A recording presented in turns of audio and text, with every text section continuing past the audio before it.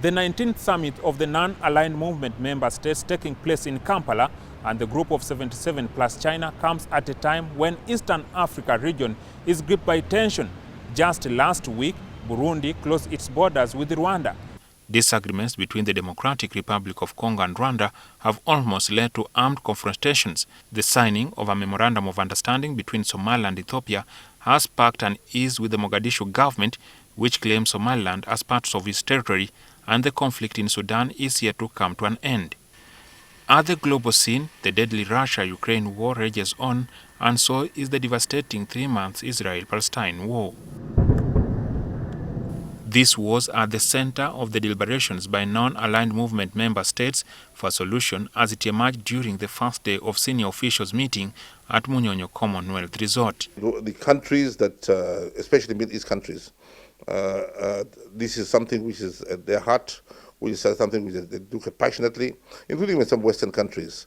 But in terms of NAM, it's mainly countries that are related to Western Middle East countries. Oryem states that Uganda's recommendations at the summit will be for peaceful resolution of the conflicts.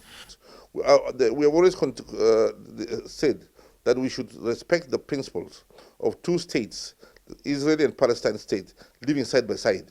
And we continue emphasizing that.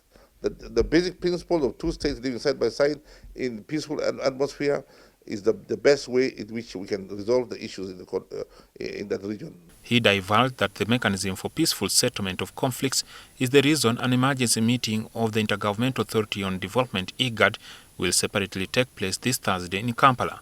The issue of Burundi and Rwanda is of concern because it can lead to armed conflict of unimaginable proportion. The issue between Rwanda and the DRC is, of course, armed conflict. And even the issue of Somalia and Ethiopia. And that's why we supported the emergency IGAD summit that will take place on Thursday. President Museveni is set to assume the chairmanship of both NAM and G77 plus China at the back-to-back events that Oryem envisages.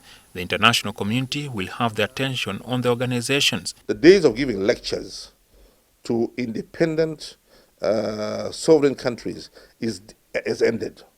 The days of bullying and threatening independent sovereign countries has come to an end. The days of unilateral sanctions and intimidating head of states, intimidating respected leaders has come to an end. The moment is seen by Oryem as an opportunity for all states to be equal. The first 2 days of the deliberations were dedicated to the senior officials from the NAM countries who discussed issues of interest that shall form the Kampala Declaration. This shall subsequently be transmitted to the Council of Ministers, who will sit on Wednesday and Thursday before a decision of President is taken on Friday and Saturday. Jackson Onyango, NTV in Kampala.